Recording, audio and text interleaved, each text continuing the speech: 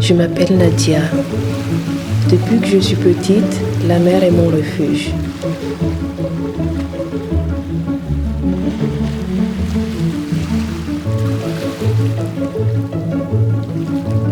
Les océans sont notre avenir. Sous la surface et sur les littoraux se cache un monde fragile et essentiel. Récifs coralliens, mangroves, herbiers marins, des écosystèmes vitaux pour la vie marine et humaine.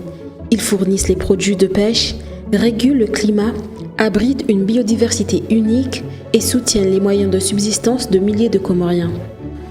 Mais aujourd'hui, ils sont menacés. Tortues marines, coraux, mangroves, ces espèces sont essentielles non seulement pour la nature, mais aussi pour notre propre bien-être. Pourtant, elles sont de plus en plus menacées par les activités humaines et le changement climatique.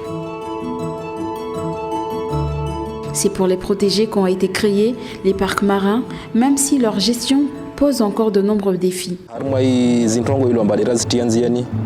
Parmi les actions mises en place pour renforcer la protection des aires marines, plusieurs initiatives ont été engagées.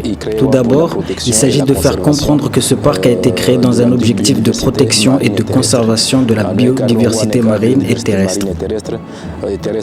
Par terrestre, nous faisons référence notamment aux mangroves et par marine aux récifs coralliens, herbiers marins et tortues de mer.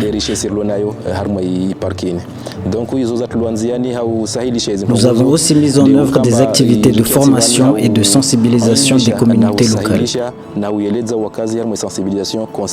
afin de les informer sur les dangers qui menacent ces écosystèmes et de leur donner les moyens d'agir pour les préserver. Chaque parc marin protège des habitats essentiels et des espèces menacées, des trésors pour la planète et pour nous. Chaque citoyen a la responsabilité de préserver cet héritage pour les générations à venir.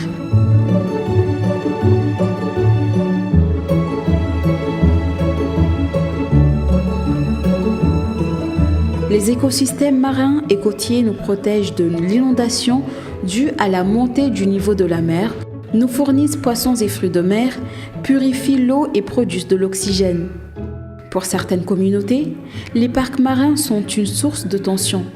Dépendantes de la mer pour leur subsistance, elles craignent que les aires marines protégées réduisent leur accès aux ressources. En réalité, ces parcs marins permettent aux ressources marines de se régénérer, garantissant un avenir plus durable pour les communautés locales. Les communautés locales jouent un rôle clé dans la protection marine. Près de 75% des infractions sont signalées par les habitants eux-mêmes, montrant leur engagement pour préserver leurs ressources. Pourtant, un grand défi demeure.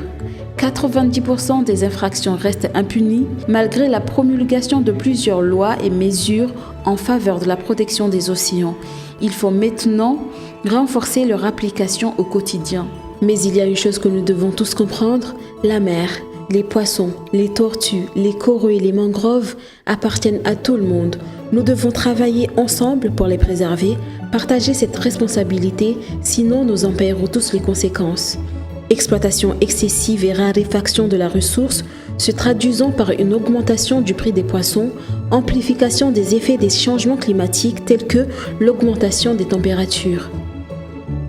Aux Comores, près de 300 000 personnes dépendent chaque jour de la mer. Lorsque les communautés, les gouvernements, les scientifiques et les entreprises s'unissent, nous pouvons créer des solutions durables pour nos espaces maritimes. Protéger nos côtes et nos écosystèmes marins, c'est protéger notre avenir. C'est un défi de taille, mais ensemble, nous pouvons le relever. Ensemble, bâtissons un avenir durable en préservant nos mers et toutes les vies qu'elles abritent. Agissons maintenant pour nous, pour la planète et pour l'avenir.